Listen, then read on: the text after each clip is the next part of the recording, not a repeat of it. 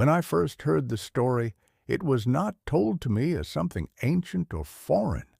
It was told as a warning, a quiet one, the kind that arrives wrapped inside an ordinary conversation over coffee on a gray afternoon, when the world outside looks harmless and predictable. My grandmother used to say that some spirits are not bound to a single country or a single century. They travel. They follow people across oceans. They adapt.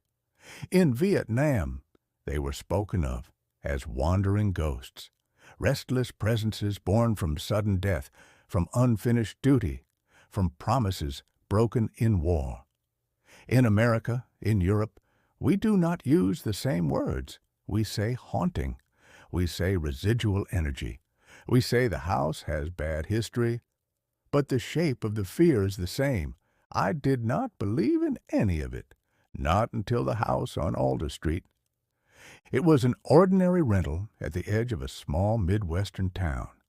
White siding, 2 stories, a modest porch with a creaking swing, a detached garage leaning slightly to one side, the kind of place you pass without noticing, the kind of place that blends into a row of similar houses, each with trimmed lawns and blue recycling bins set out on Thursdays.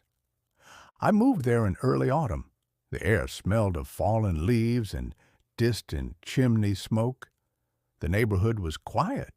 Families, retirees, the distant bark of a dog at night. Nothing that suggested horror. Nothing that suggested anything beyond the predictable rhythm of American suburban life. The landlord was a polite man in his 60s. He avoided eye contact when I asked why the rent was so low. Previous tenant left unexpectedly, he said. Unexpectedly? That word lingered longer than it should have. The first week passed without incident. I unpacked boxes, installed Wi-Fi, stocked the fridge. My evenings were ordinary. Streaming shows, answering emails, the low hum of the refrigerator blending into the background of my thoughts. The house made normal sounds, wood settling, pipes ticking, the faint rattle of the heater kicking in. And yet, there was one sound that did not fit. Every night, precisely at 2:17 a.m., there came 3 slow knocks. Not on the front door, not on a window, but from somewhere inside the walls. The first time I heard it, I thought it was a pipe expanding. The second time, I blamed the heating system. By the third night, I found myself sitting upright in bed, staring at the bedroom door, counting the seconds after the final knock faded. 1, 2, 3, silence. But not complete silence, because after the knocking came something else. A dragging sound, slow, deliberate, as though someone were pulling wet fabric across the drywall. I told myself, houses have acoustics that deceive, that old structures carry sound in strange ways. I Googled 3 knocks in wall at night. The internet offered explanations ranging from raccoons to plumbing pressure to, inevitably, something far less rational. I stopped searching after that. A week later, I met my neighbor, Mrs. Callahan. She was watering her hydrangeas when she asked how I was settling in. "Quiet neighborhood," I said. She smiled, but the expression did not reach her eyes. "You're in the Miller house," she said. I asked who the Millers were. Her watering can stopped mid-tilt. Military family. Husband just back from overseas, Afghanistan. Before that, somewhere in Southeast Asia, I think. They didn't stay long. Why not? She hesitated. They said the house felt crowded. Crowded. The word slid under my skin. I laughed it off. People say strange things after war. Trauma lingers, memory lingers, but something else lingered in that house. That night, I stayed awake until after 2:17. I sat in the living room with all the lights on, the television muted, the digital clock glowing green. 2:16. The air felt heavier. 2:17. 3 knocks, not distant, not muffled, clear, from the hallway. Then, a whisper, so faint I thought it was my imagination shaping white noise into language. I leaned forward. The whisper came again. Not English, not any language I recognized, but it carried urgency and sorrow and something else. A command. The hallway light flickered once, just once. And in that brief tremor of brightness, I saw something at the end of the corridor. Not a full shape, not a body, a density in the darkness, as though the shadows there were thicker than they should be. I stood up. My legs felt unsteady. "Hello?" I called out. The word felt foolish the moment it left my mouth. The shadow shifted, slowly, like fabric sinking under water. Then it was gone. I slept with the lights on. The following morning, I noticed something new. On the inside of the front door, near the bottom panel, were 3 long scratches, parallel, deep. They had not been there before. I crouched down and ran my fingers over them. The wood was splintered outward, from the inside, as though something had tried to claw its way out. I began researching the house.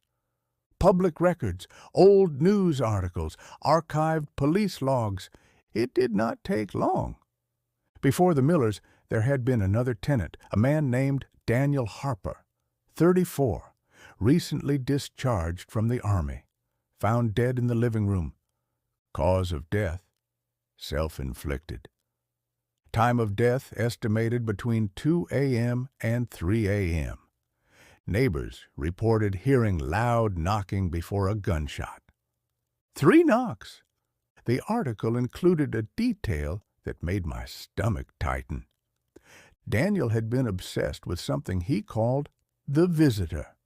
He told friends he had brought something back with him, something that stood at the end of his hallway at night, something that knocked. Vietnamese folklore speaks of spirits born from violent death, wandering souls who cannot cross over because their ending was abrupt, unjust, unfinished. They attach themselves to places, to objects, to people who carry similar wounds. War leaves cracks in the soul, and cracks are doors. I did not want to believe that.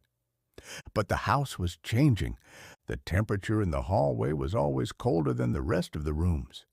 My breath sometimes fogged faintly there, even though the thermostat read 70 degrees.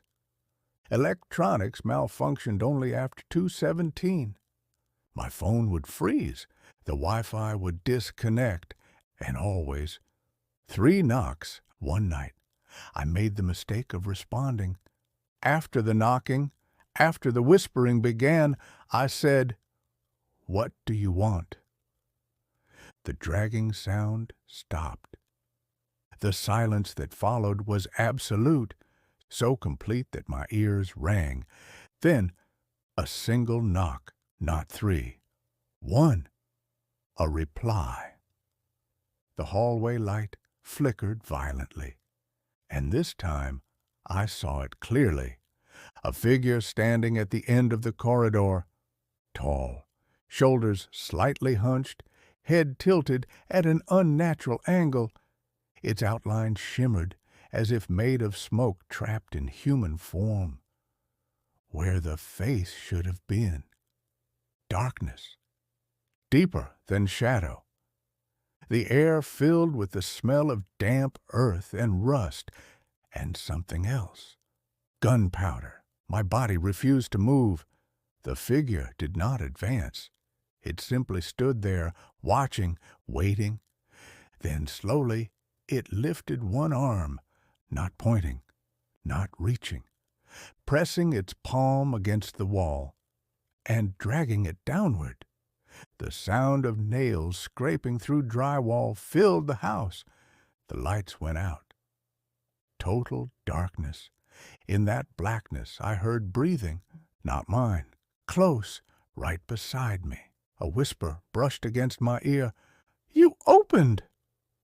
The words were broken, strained, as though forced through a throat that no longer worked.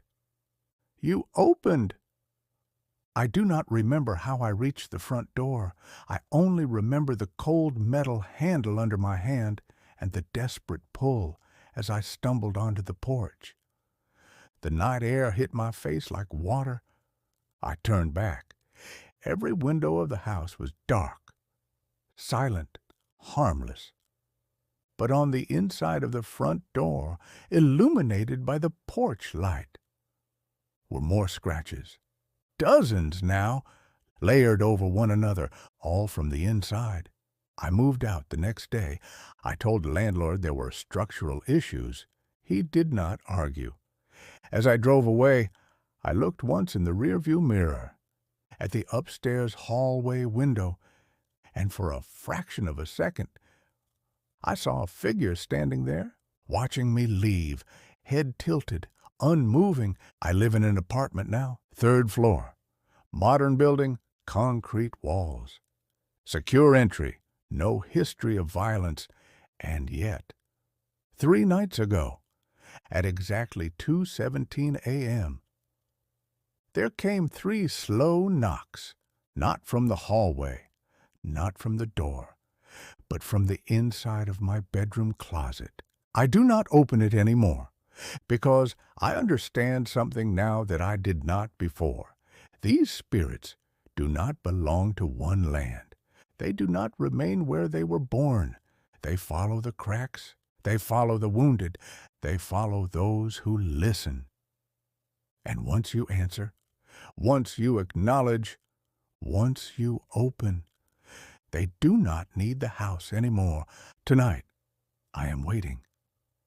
The clock reads 2:16. The apartment is silent. My closet door is closed. The air feels heavy, too heavy. 2:17. Knock, knock, knock. The handle is beginning to turn.